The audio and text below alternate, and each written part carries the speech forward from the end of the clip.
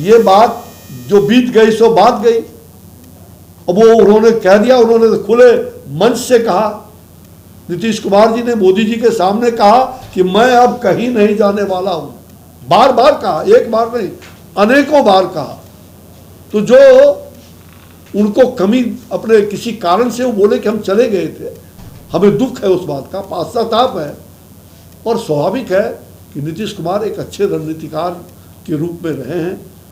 नीतीश कुमार जी के सानिध्य में और नरेंद्र मोदी जी के मार्गदर्शन में जो एनडीए के नेता हैं नरेंद्र भाई मोदी जी देश भर, उनके नेतृत्व में हमारी लड़ाई लड़ेंगे और हम भारतीय जनता पार्टी का अग्रिम पंक्ति में भारतीय जनता पार्टी को खड़ा करने का कार्यकर्ता और जनता आज से लग जाए।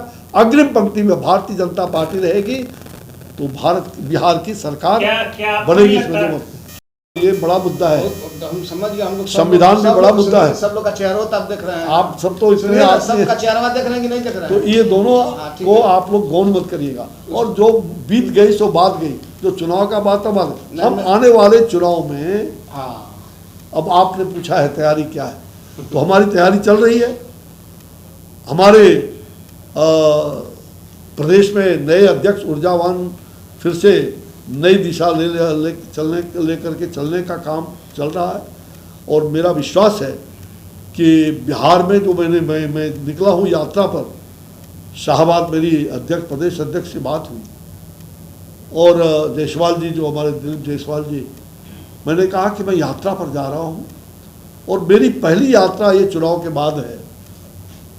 और इस यात्रा में जहाँ हमें नमन करने के लिए जा रहा हूँ, वही वृक्ष, एक पेड़ माँ के नाम, एक पेड़ माँ के नाम, एक पेड़ भारत माँ के नाम और एक पेड़ स्वतंत्रता आंदोलन और जेपी सेनानियों के नाम, ये पेड़ भी लगा रहा हूँ जगह जगह। वृक्षारोपण, वृक्ष लगाओ, प्रकृति बचाओ, ये बहुत बड़ी बात है। आज प्रकृति जो है रो रही है।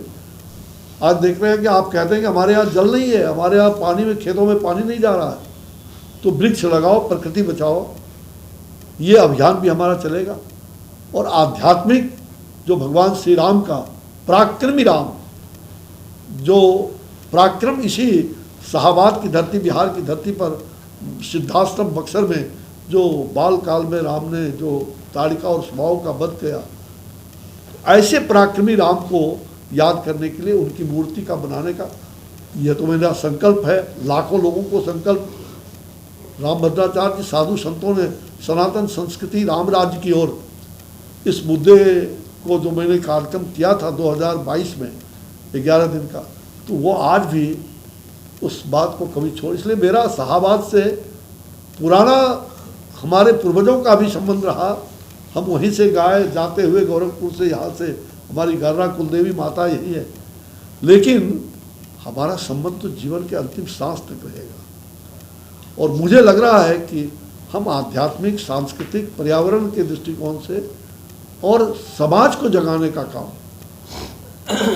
मैं राजनीति में सक्रिय रूप से बनकर के और पूरे बिहार और देश में मैं बृहत्तर राजनीति की बात करने के लिए निकला हूँ। मैं उस समय 21 साल का, 22 साल का था जब जेपी 72 साल के थे। 1974 में पहली बार 8 अप्रैल को जेपी को जा कर के मनाया। मैं और सुशील कुमार मोदी जी आज नहीं रहे, ऐसे 3-4 लोग गए थे और उनको मनाया कि जेपी आप इस आंदोलन का नेतृत्व करिए। छात्र आंदोलन जो 18 मार्च को 1974 में गोलियां चली, हिंसा हुई, उस आंदोलन की रणनीतिकार में हम सारे लोग रहे। और जेपी 8 अप्रैल को पहली बार मुंह में पट्टी बांध करके, पहले तो उन्होंने झाड़ करके निकाल दिया, कहा कि मैं ऐसे छात्रों से बात नहीं करूँगा। और जब उनके यहाँ मैं धरना पर बैठ गया घर पर घंटों, फिर जेपी ने पीए के माध्यम से बुला करके हम लोगों से बात की और वो पहली बार यूथ फॉर डेमोक्रेसी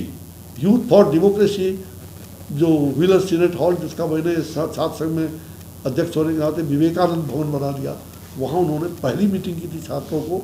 उन्होंने आह्वान किया कि देश के लिए, राज्य के लिए और भ्रष्टाचार के निवारण के लिए छात्रों को आगे बढ़ने की आवश्यकता है और उसके लिए स्कूल कॉलेज भी छोड़ना पड़े, तो आप वचन देते हो ना।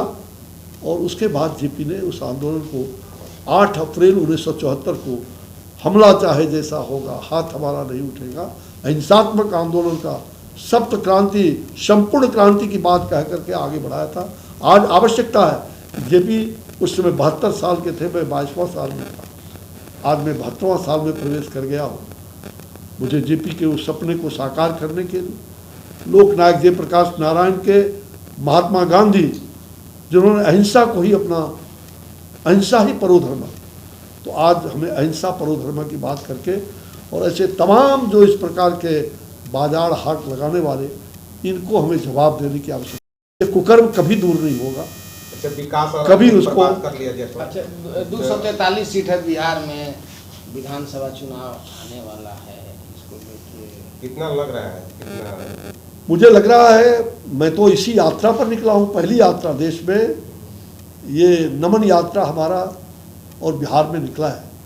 3 दिनों का यात्रा प्रथम चरण में है, आगे और भी यात्राओं का सिलसिला जारी रहेगा भविष्य में। जनता से मिल रहा है, और क्या फीडबैक मिल रहा है? मुझे जो जनता से, मैंने फीडबैक शुरू में दे दिया कि जनता का अपार मतलब स्नेह, और जो कहीं गलती से हो भी गया तो पश्चाताप भी जनता कर रहे हैं।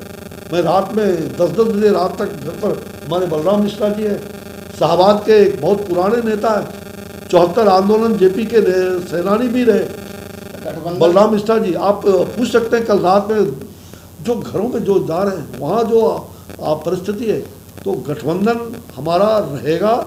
हम एनडीए को मजबूत बनाएंगे, भारतीय जनता पार्टी को मजबूत बनाते हुए, एनडीए को भी मजबूत बनाते हुए, भारतीय जनता पार्टी आगे बढ़ करके एनडीए को साथ लेकर के, और इस बिहार में हम सरकार बनाने के लिए पूरी तरह से 2025 में हमारी सरकार बनेगी, कान खोल करके। लड़ाई किससे रहेगी आपकी? लड़ाई तो रहेगी भ्रष्टाचारियों से, लड़ाई रहेगी दुराचारियों से, लड़ाई रहेगी जो संविधान का हत्या किया है, ये कांग्रेसी, ये तमाम लोग लोकतंत्र के हत्यारों से।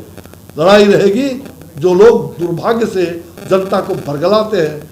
हम जनता को सही बातें कह करके आने वाले लोक विधानसभा चुनाव में हम बिहार में एक सुदृढ़ और अस्थायी नेतृत्व सरकार देंगे, हमें विश्वास है। प्रशांत किशोर आ रहे हैं, वो कह रहे हैं कि 243 सीट। भाई देखो, कौन किशोर आ रहे हैं कौन नहीं आ रहे हैं, मुझे उससे लेना देना नहीं। हम भारतीय जनता पार्टी के कार्यकर्ता हैं, हम भारतीय जनता पार्टी के कार्यकर्ताओं को, जब तक भारतीय जनता पार्टी बिहार में मजबूत नहीं होगा, और बिहार में हम मजबूत थे, हैं और रहेंगे, लेकिन सीएम का चेहरा कौन होगा? भाई देखो, सीएम का चेहरा तो हमारा है ही वर्तमान में सीएम, तो चेहरा क्या होगा? हमारा आदरणीय प्रधानमंत्री नरेंद्र भाई मोदी जी के नेतृत्व में, और हमारे नीतीश कुमार जी जो 74 आंदोलन के सिपाही रहे, उनके सानिध्य में हम एनडीए को, भारतीय जनता पार्टी के नेतृत्व में, जो हमारे एनडीए का नेतृत्व आज नरेंद्र भाई मोदी जी हैं, उनके नेतृत्व में हम चुनाव लड़ेंगे। और हमें विश्वास है कि हम इस काम को, जो 243 की बात आपने कहा है, भारी बहुमत की सरकार बनेगी 2025 में, इन सब के सुफड़े साफ हो जाएंगे। अभी नीतीश कुमार पलटी मारे थे तभी।